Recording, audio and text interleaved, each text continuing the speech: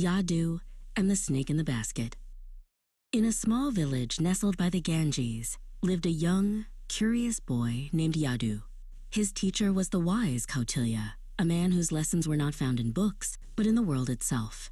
Every day, Kautilya would teach Yadu to see the world, not just with his eyes, but with his mind.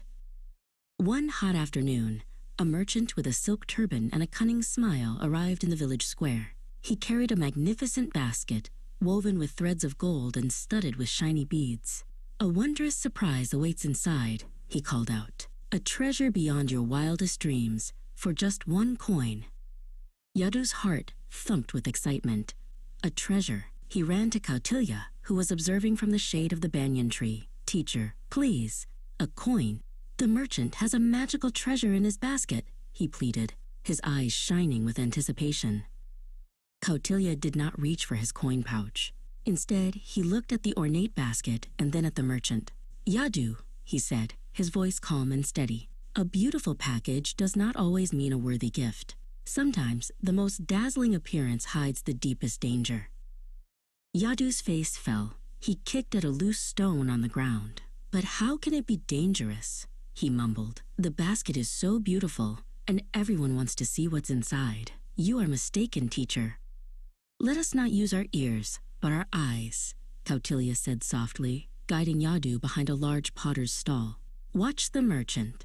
See how his eyes dart around, counting the coins in his mind? He does not care for the treasure, only for the price."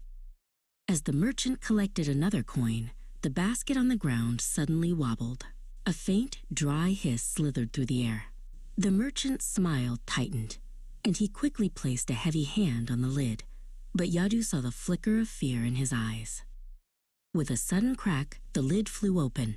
From the basket rose the head of a king cobra, its hood spread wide like a fearsome fan.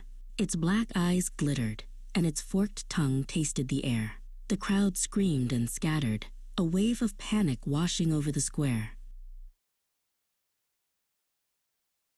Yadu stood frozen behind the pots, his heart hammering against his ribs.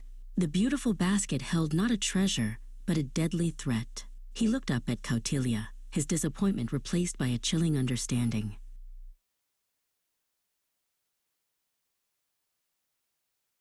"The world will present you with many beautiful baskets, Yadu," Kautilya said as the snake charmer's flute began to play in the distance.